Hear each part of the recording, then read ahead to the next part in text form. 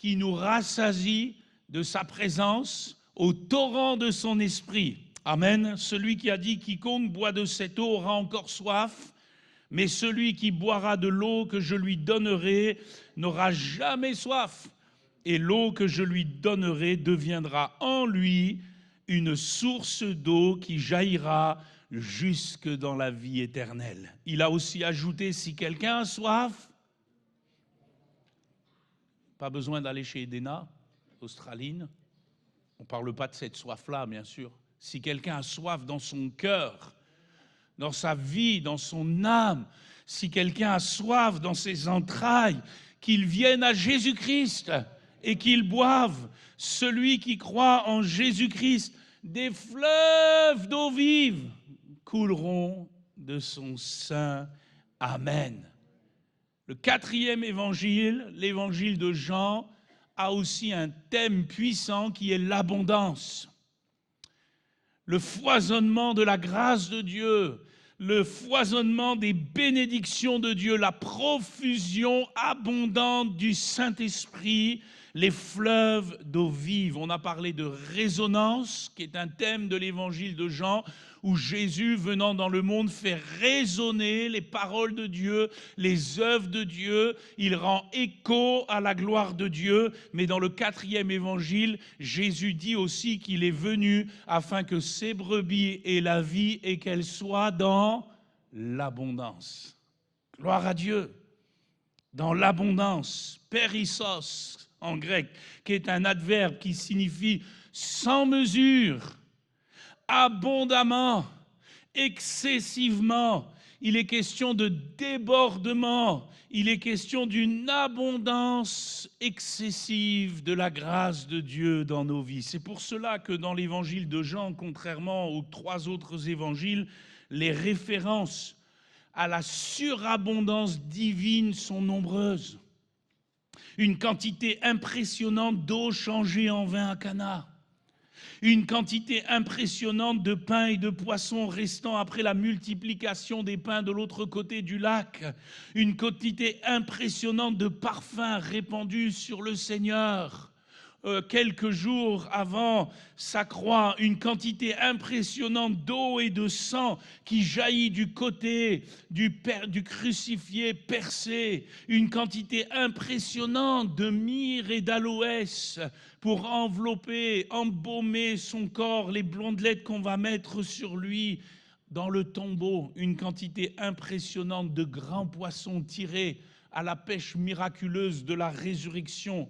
Et puis, au milieu de tout cela, une grande quantité de paroles, de discours, d'enseignements du Seigneur sur sa personne, sur le Père qui est dans les cieux, sur la vie éternelle, sur le royaume et la nouvelle naissance. Dans le 4e évangile, Jésus se présente comme le Seigneur de l'abondance. Il se présente comme l'accomplissement de toutes les prophéties de l'Ancien Testament qui parlaient de l'Éternel qui va répandre abondamment sa grâce sur la terre. Alléluia! Nous en avons parlé déjà 2 fois, l'abondance de la joie à partir de l'eau changée en vin à Cana, à partir de ces vases destinés à la purification des pierres. Nous rappelons que ce que Jésus veut, ce n'est pas une abondance de religiosité, mais une abondance de joie dans sa présence, de communion, de relation. Et puis nous avons parlé aussi de l'abondance royale, de l'adoration qui est à la croix, et comment le roi crucifié nous a abondamment bénis, sauvés, et comment en retour nous pouvons abondamment l'adorer en esprit, en vérité.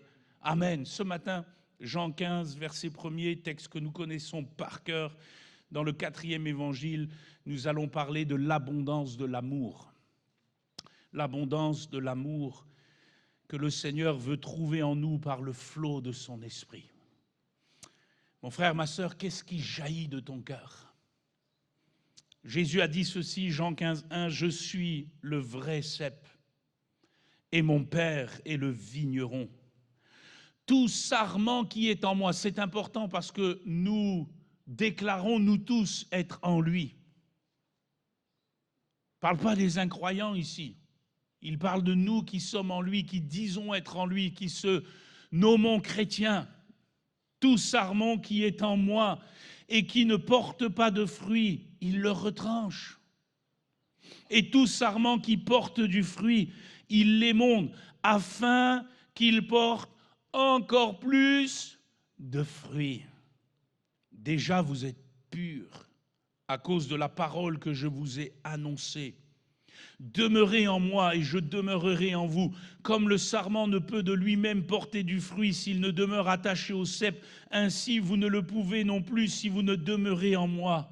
Je suis le cep, vous êtes les sarments. Celui qui demeure en moi et en qui je demeure porte beaucoup de fruits.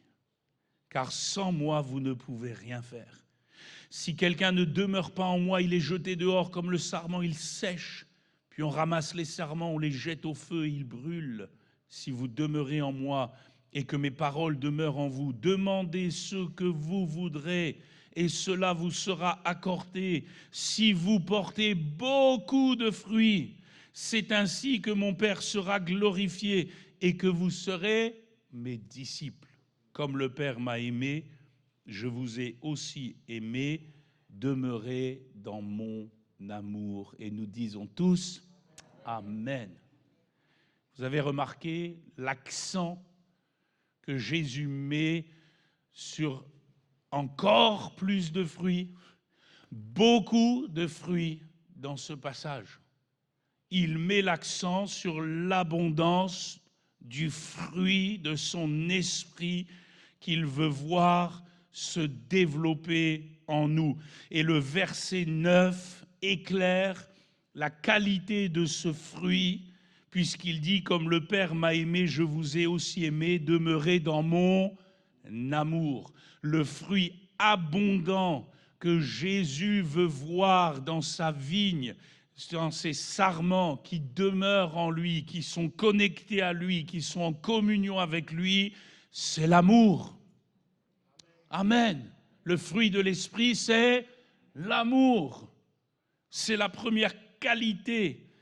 Et le sarment qui est en lui et qui ne porte pas ce fruit de l'amour, qu'est-ce qu'il fait, le vigneron?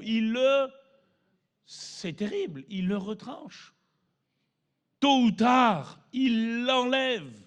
Littéralement, il l'arrache.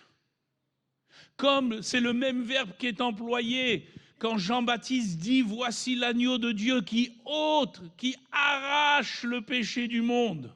C'est extraordinaire. Jésus arrache le péché. Il nous a arrachés du présent siècle mauvais. Il nous a transplantés dans le royaume de sa lumière. Amen. Mais qu'il est dramatique que celui qui arrache le péché soit ensuite obligé d'arracher un sarment qui ne porte pas du fruit dans sa communion. Terrible perspective pour celui qui dit être en communion avec lui, mais qui demeure dans un cœur dur et sans onction. Mais tout sarment qui est en lui et qui porte déjà ce précieux fruit de l'amour, il l'émonde. Littéralement, il le purifie, ou mieux encore, il l'allège, car sa nature charnelle l'alourdit, et le Seigneur fait en sorte que celle-ci ne prenne de moins en moins de place et permet de plus en plus à son esprit, alléluia, de vivre en lui. Abondance de l'amour, c'est le cœur de l'Évangile.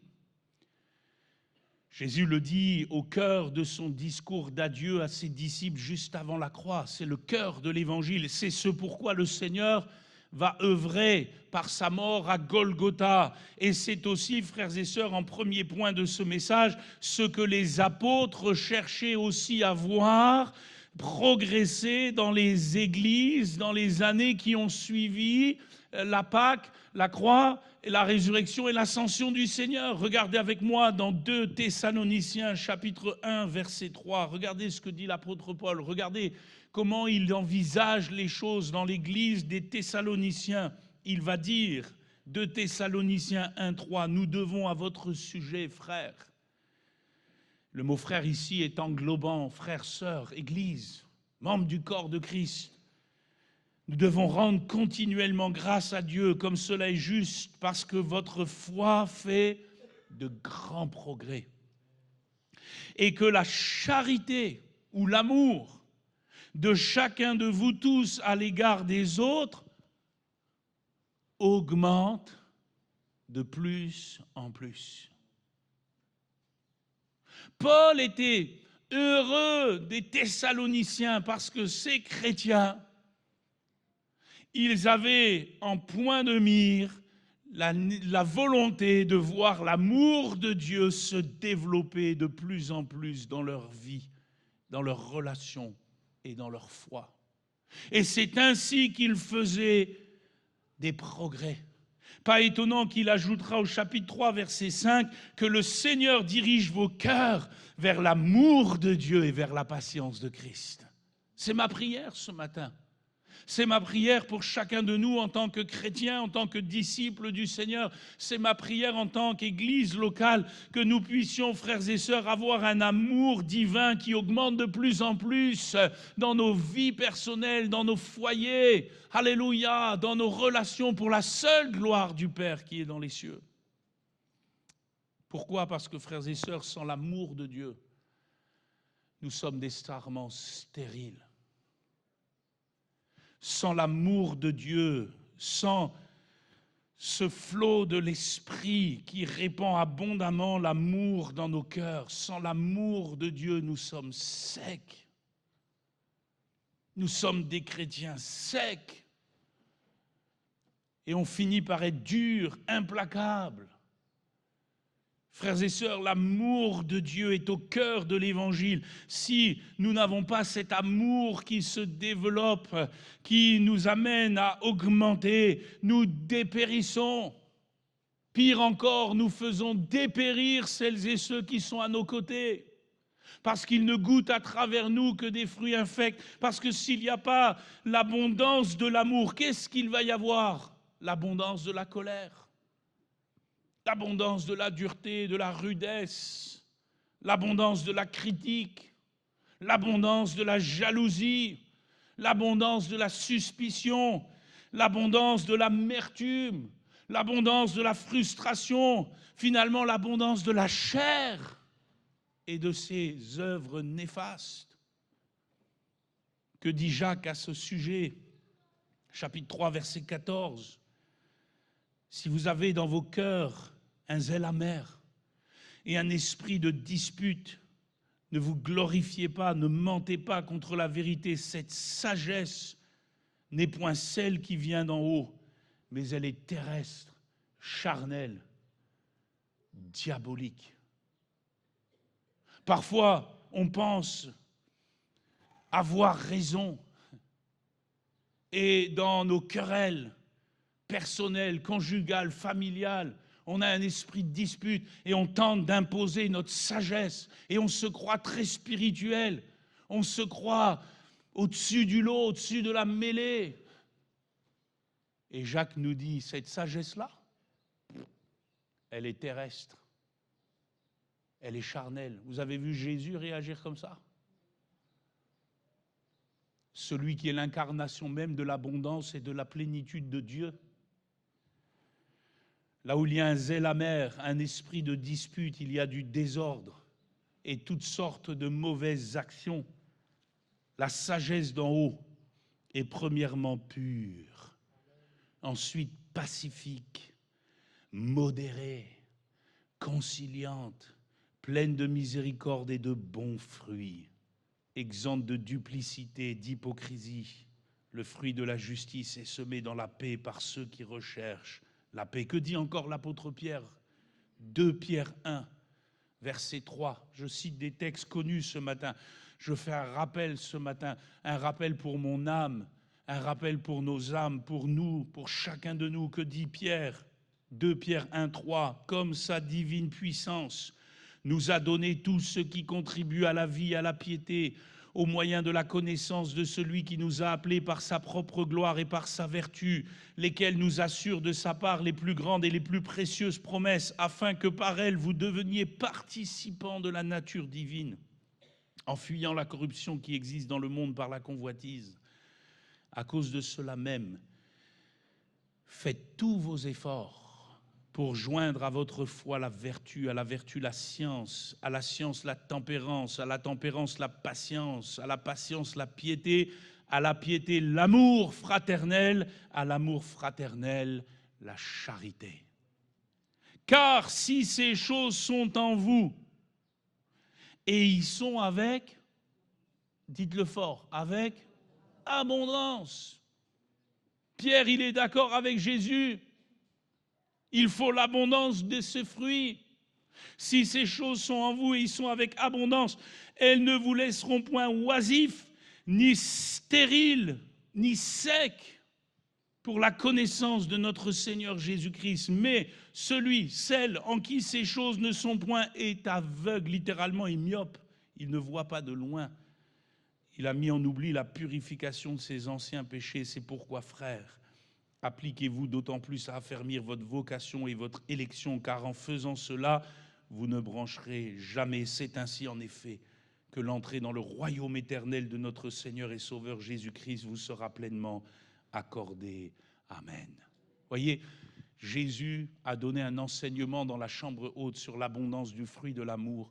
Les disciples l'ont compris, les disciples l'ont prêché. Les apôtres se sont attendus à ce que cette parole du Seigneur se retrouve dans les églises et dans ceux qui croiraient dans les générations successives. Et ces textes, frères et sœurs, sont parvenus jusqu'à nous parce que ce sont les textes de Dieu. Et c'est ce que Dieu veut. Alors, 2 points ce matin. Pourquoi vivre dans l'abondance de l'amour ? Jésus dit pour glorifier le Père. C'est ainsi que mon Père sera glorifié. Voyez, on ne glorifie pas Dieu seulement par les chants, par les cantiques, par le culte quand on est assemblé, par la réunion de prière dans la semaine, ou par ces moments que nous avons ensemble. On ne glorifie pas Dieu seulement, même par nos vies. On glorifie Dieu surtout et avant tout par l'amour abondant que le Saint-Esprit peut nous déverser et nous faire vivre. Pourquoi ? Plusieurs réponses peuvent être données. Premièrement, dans ce grand point, l'abondance de l'amour est nécessaire pour tendre à la perfection de Dieu. C'est en cela que le Père est glorifié. À ce sujet, Paul dira, Colossiens 3,14, « Mais par-dessus toutes ces choses, revêtez-vous de la charité, revêtez-vous de l'amour qui est le lien de la perfection. » Le lien de la perfection. Frères et sœurs, comment aimer Dieu de tout son cœur ? Comment aimer Dieu de toute sa force ? Comment aimer Dieu de toute sa pensée et son prochain comme soi-même, qui est, je vous le rappelle, le plus grand commandement que le Seigneur nous ait laissé, si l'amour n'est pas répandu abondamment dans nos cœurs par le Saint-Esprit. La palisse n'aurait pas fait mieux, mais sans cette charité divine se développant librement et avec foisonnement dans nos cœurs par le torrent de l'Esprit de Dieu, nous restons imparfaits. Nous ne tendons pas vers la perfection. Nous ne progressons pas. Nous restons liés, collés, scotchés à notre chair. Et cette convoitise, ces gratifications terrestres. Alors quelqu'un va me dire, oui mais frère, pasteur, ne sommes-nous pas tous imparfaits ici-bas ? Personne ne peut atteindre la perfection de Dieu sur la terre. Et je vous dirai, oui, vous avez raison.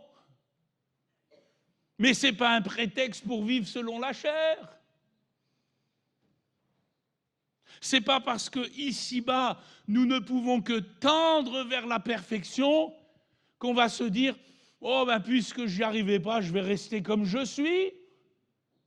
C'est comme l'élève à l'école qui dit, de toute façon, moi je n'aurai jamais un 20, je vais me contenter d'un 5 sur 20. Bah, tu peux quand même avoir mieux que 5. Tu pourrais au moins avoir 10, tu serais au moins à la moyenne, voire 15, tu commencerais à être un bon élève, non ? Mais il y en a, souvenez-vous quand vous étiez à l'école, puisque vous n'atteindrez jamais la finalité, Et sur votre bulletin de notes, c'était marqué « passable », voire « médiocre », « peut vraiment mieux faire ». Non, ça vous est jamais arrivé, ça? Ah, moi, j'avais ça, moi, souvent.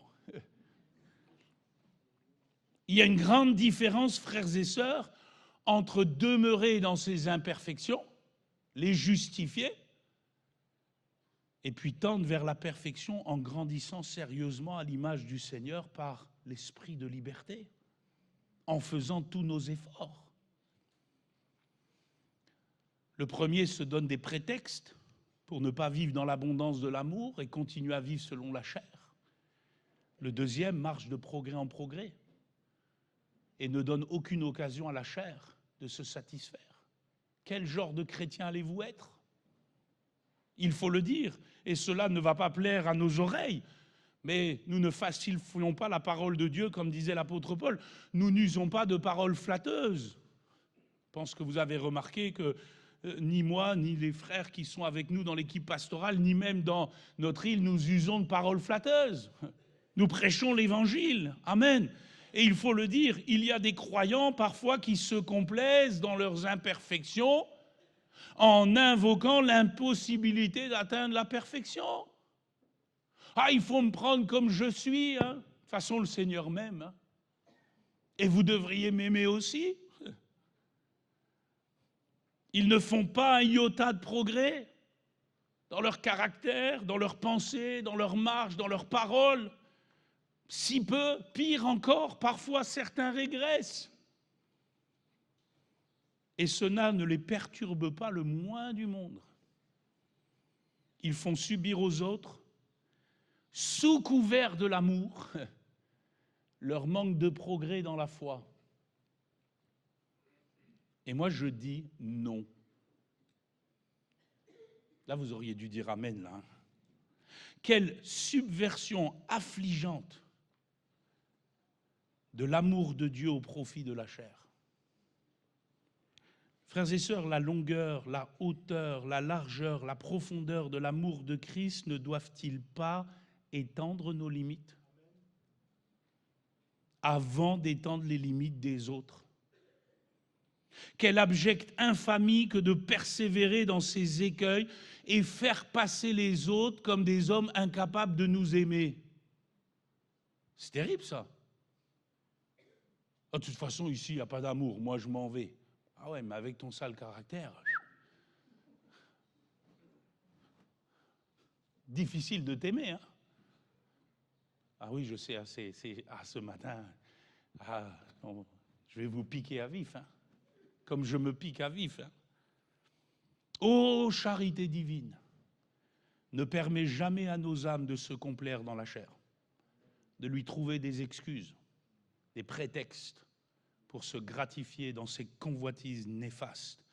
Que l'amour de Christ nous presse à tous égards, sans cesse, pour que nous devenions semblables à l'image du Fils qui nous a aimés. Frères et sœurs, nous avons tous été appelés à la perfection. Jésus a dit, soyez donc parfaits, complets, comme votre Père céleste est parfait. La barre, elle est haute, extrêmement haute, elle est à la hauteur de Dieu. Mais il nous a donné le Saint-Esprit qui est Dieu pour arriver à cette hauteur. Amen. C'est pour cela que nous n'avons aucun prétexte. C'est pour cela que nous n'avons aucune excuse. L'apôtre Paul disait dans Colossiens 1, 28, c'est Jésus que nous annonçons, exhortant tout homme et instruisant tout homme en toute sagesse, afin de présenter à Dieu tout homme devenu parfait en Christ. C'est à cela qu'il travaillait, c'est à cela que Philippe travaille, c'est à cela que les ministères de la parole travaillent, c'est à cela que nous travaillons avec force. Il va dire dans 2 Corinthiens 13, 11, au reste, frères, soyez dans la joie, perfectionnez-vous. Consolez-vous, ayez un même sentiment, vivez en paix, et le Dieu d'amour et de paix sera avec vous. Vous avez vu la condition pour que le Dieu d'amour et de paix soit avec nous, dans le sens d'être actif, parce que Jésus est tous les jours avec nous, Mais des fois, je pense que le Seigneur, il est là, puis il dit, tu sais, le jour où tu commenceras à te perfectionner, à faire tes efforts pour joindre à ta foi la vertu, parce qu'avec mon esprit, je t'ai tout donné, à partir de là, peut-être que tu me verras un peu plus à l'œuvre dans ta vie. Je suis là, hein, mais... Et je pourrais citer bien d'autres références. Frères et sœurs, nous avons besoin de l'abondance de l'amour par le flot du Saint-Esprit, parce que c'est le miracle de Dieu pour tendre à la perfection. Deuxièmement, toujours dans ce point, l'abondance de l'amour nécessaire pour vivre pleinement de pardon. L'apôtre Pierre dit, 1 Pierre 4, 18, « Avant tout, ayez les uns pour les autres une ardente charité. » Moi, j'aime ce texte. 1 Pierre 4, 18, « Ayez les uns pour les autres une ardente charité. Car la charité couvre une multitude de péchés. » Et si Jésus place l'abondance du fruit de l'amour par son esprit comme nécessité absolue pour tous ses disciples la veille de sa crucifixion, c'est qu'il sait que l'Église qu'ils vont former à partir de l'œuvre de la croix va devoir vivre de miséricorde et de pardon. Dans l'évangile de Matthieu, Jésus a parlé 2 fois seulement de l'Église. Chapitre 16, je bâtirai mon Église. Chapitre 18, il va dire, si ton frère a péché,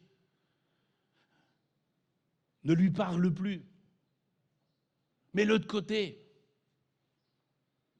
Fais comme s'il n'existait plus. Ou si tu lui parles, parle-lui mal. Ouh là là, c'est ce qu'il a dit le Seigneur. C'est un peu trop ce qu'on fait. Hein. Si ton frère a péché, va, reprends-le entre toi et lui seul. Vous qui êtes spirituels, redressez ceux qui sont tombés. S'il t'écoute, tu as gagné ton frère. L'idée, c'est de gagner, c'est pas de perdre. Et il est intéressant à la suite de ce passage, verset 21, que Pierre, qui représente les disciples, a tout de suite compris qu'il était question de pardon, de miséricorde, de foi, de grâce dans les paroles du Seigneur. Et il va dire, Matthieu 18, 21, « Seigneur, combien de fois pardonnerai-je à mon frère lorsqu'il péchera contre moi? Sera-ce jusqu'à 7 fois ?» On connaît bien la réponse, verset 22. Jésus lui dit, je ne te dis pas jusqu'à 7 fois, mais jusqu'à 70 fois, 7 fois. C'est énorme, c'est abondant. En réalité, le Seigneur voit son Église dans l'abondance du fruit de l'amour et de la miséricorde, de la grâce. Ça ne veut pas dire que le péché n'est pas traité, puisque va et reprends-le. Il y a une notion où on traite le péché, mais dans l'amour, dans la vérité, dans la grâce, dans l'abondance de la miséricorde. Si quelqu'un a à se plaindre de l'autre, pardonnez-vous réciproquement comme Christ vous a fait grâce. Comment pardonner jusqu'à 70 fois, 7 fois, si l'amour de Dieu n'est pas répandu abondamment dans nos cœurs par le Saint-Esprit? Et c'est là que de nombreux chrétiens sont aussi piégés. Depuis tant d'années, ils n'ont plus cultivé le fruit de l'Esprit. Ils sont figés dans leur manque de pardon. Pardonner, frères et sœurs, n'est pas un luxe ni une option dans le royaume de Dieu, c'est la vie normale du chrétien. C'est aussi en cela que le Père est glorifié, tout comme il nous a donné le pardon abondant en Jésus-Christ, son Fils, par le don de sa vie à la croix du Calvaire. Il s'attend à ce que nous vivions abondamment de pardon et de grâce. Encore une fois, ça ne signifie pas qu'on ferme les yeux sur le péché. Dieu n'a pas fermé les yeux sur le péché de David. Il lui a envoyé Nathan, le prophète, pour le confronter. Mais si ton frère a péché, reprends-le de la bonne manière, dans le but de le gagner, comme Nathan l'a fait ce jour-là, pour que David puisse écrire le psaume 51 et se repentir dans l'abondance de la grâce de Dieu et de revenir à Dieu de tout son cœur. Ça nous amène à comprendre, et vous l'avez déjà saisi, que l'abondance de l'amour est nécessaire pour vivre ces relations fraternelles, mais aussi ces relations familiales, conjugales. Marie aimez vos femmes. Les sœurs, vous auriez dû dire amen, là, je le refais parce que c'est pour la vidéo, ça. Marie, aimez vos femmes. Oui, ne vous aigrissez point contre elles. Aimez vos femmes comme Christ a aimé l'Église. Quel amour abondant de Jésus pour son Église. Il dit, Paul à Tite, dit que les femmes âgées doivent aussi avoir l'extérieur qui convient à la sainteté, n'être ni médisantes, ni adonnées au vin, qu'elles doivent donner de bonnes instructions dans le but d'apprendre aux jeunes femmes à aimer leurs maris et leurs enfants.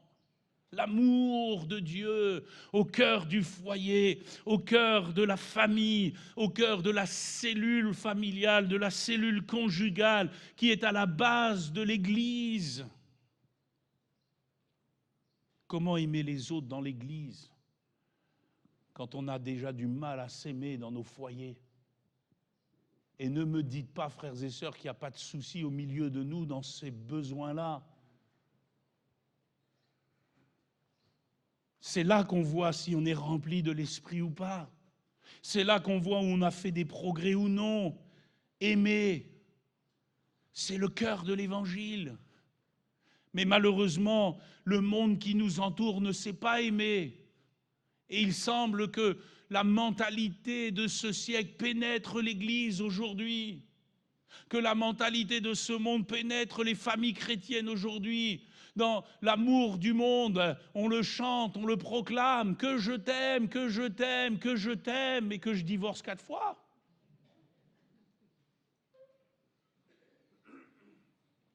Je l'aime à mourir. Mais enfin, sauf si elle me casse les pieds. Je vais la faire mourir. C'est l'amour du monde. On aime peu. On aime quand ça nous arrange. On aime si ça va dans notre sens. On aime dans les grandes occasions. Ah, mariage. Attention, là, pas badinage. Ah, on est sur notre 31 au jour du mariage. Et après, on a 31 raisons de plus s'aimer. Quand il y a une crise, quand il y a une tension. Frères et sœurs, ça c'est l'amour du monde. N'aimez pas ce qui est dans le monde, ni les choses qui sont dans le monde, ni même l'amour du monde. C'est un amour lâche. C'est un amour fade, sans relief, impie. C'est un amour destructeur. Regardez comment les enfants, aujourd'hui, pâtissent de cet amour charnel. C'est toujours eux qui trinquent. Peut-être vous en avez fait les frais quand vous étiez enfant ou adolescent. Et ce qui est terrible parfois, c'est de voir la reproduction de ces choses ensuite, parce qu'il n'y a pas de transformation par le Saint-Esprit. C'est pour cela que nous prêchons l'Évangile. Nous croyons à la transformation de Dieu par le Saint-Esprit qui va nous amener dans l'amour divin, qui est un amour désintéressé, qui est un amour puissant, qui est un amour éternel, qui est un amour sans limite. Amen. Pouvez-vous mettre un point à l'amour de Dieu alors qu'il est infini? Pouvez-vous mettre une limite à la bienveillance de l'Éternel? Je t'aime d'un amour éternel, dit le Seigneur. C'est l'amour dans lequel il veut que nous espérions, que nous supportions, que nous donnions. C'est un miracle, c'est le miracle des torrents de l'Esprit. Voilà les 3 grandes raisons de vivre cet amour. C'est en cela, frères et sœurs, que le Père est glorifié. C'est en cela que le Père est glorifié.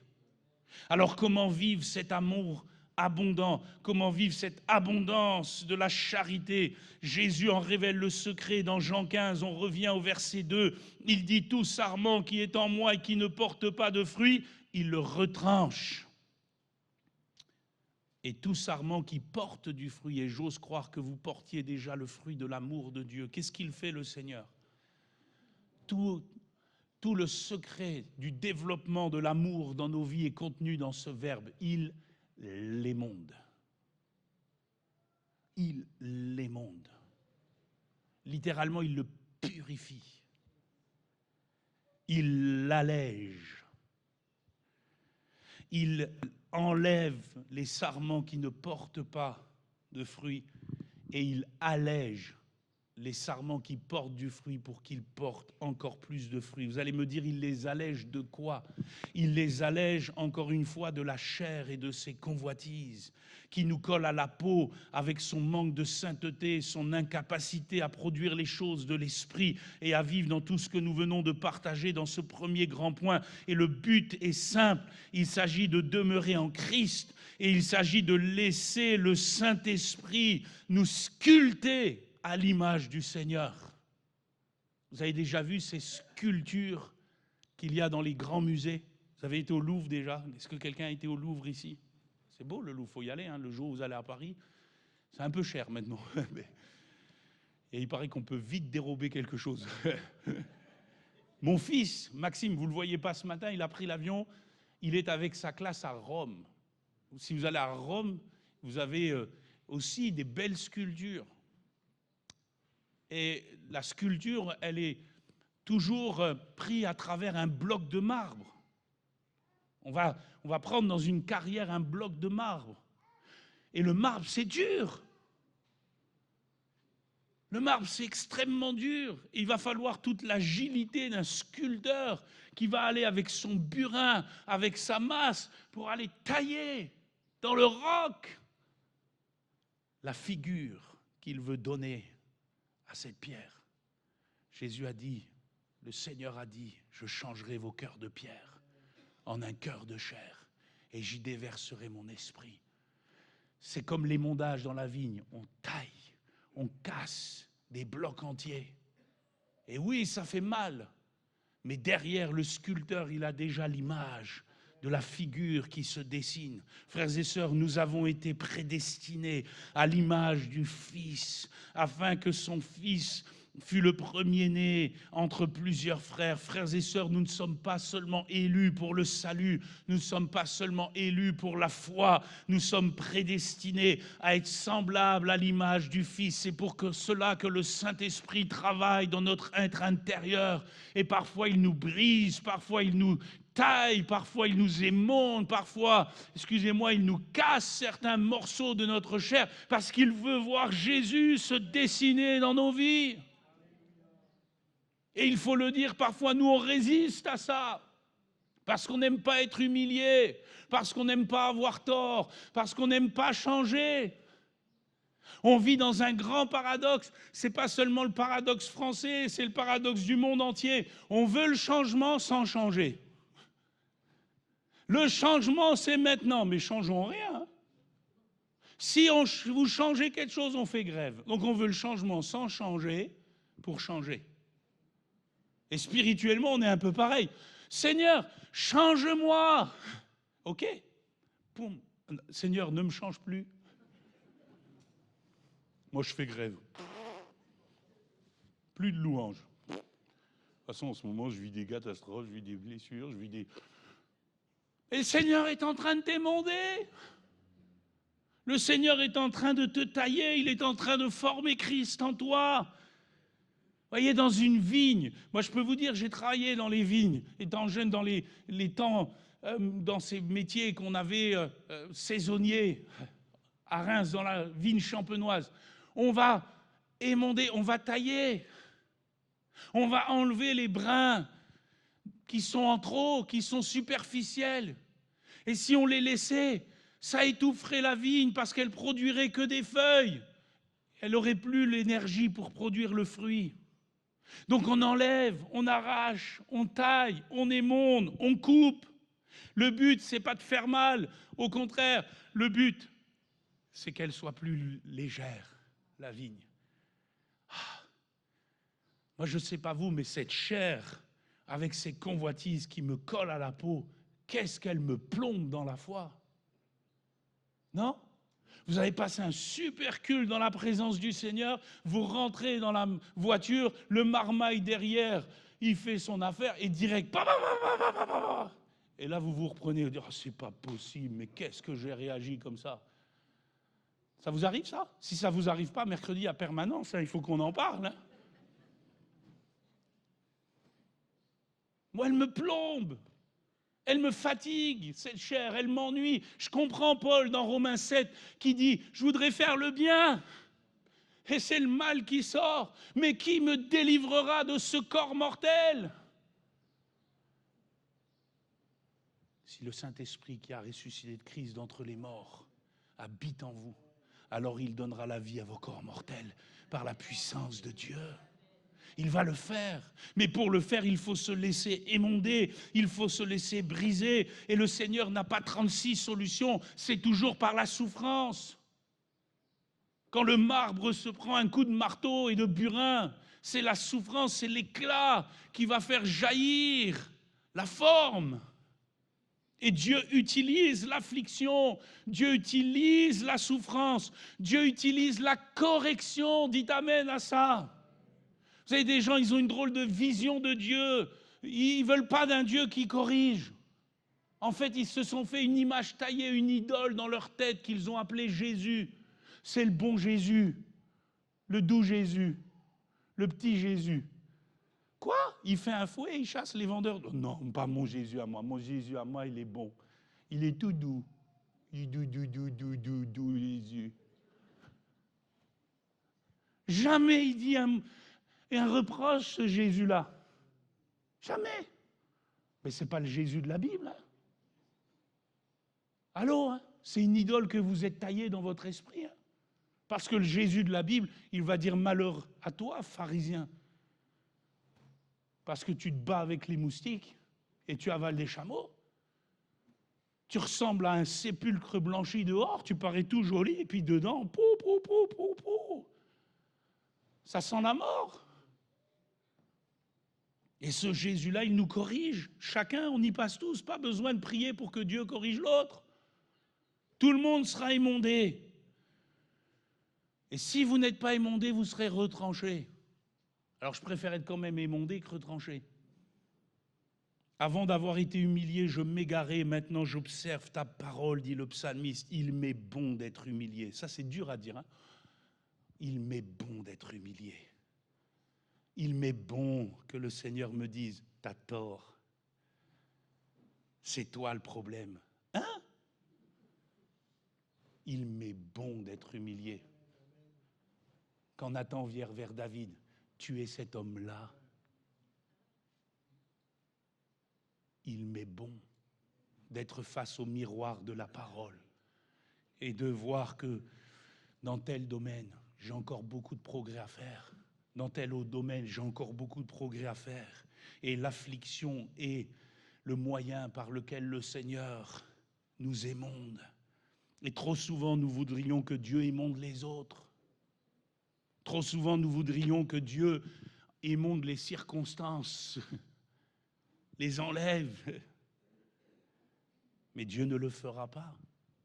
Parce que l'affliction causée par les oppositions des circonstances et des autres est justement le contexte favorable pour lui, pour que son épée à double tranchant sectionne en nous ce qui est vil, ce qui est néfaste. La parole de Dieu est vivante, efficace, plus tranchante qu'une épée quelconque à deux tranchants, pénétrante jusqu'à partager âme et esprit, jointure et moelle. Elle juge les sentiments et les pensées des cœurs. Nous sommes au cœur de cet émondage. Il faut que la chair soit crucifiée avec ses passions. Il est impératif que nous nous laissions briser sans cesse pour devenir ce que nous sommes appelés à être.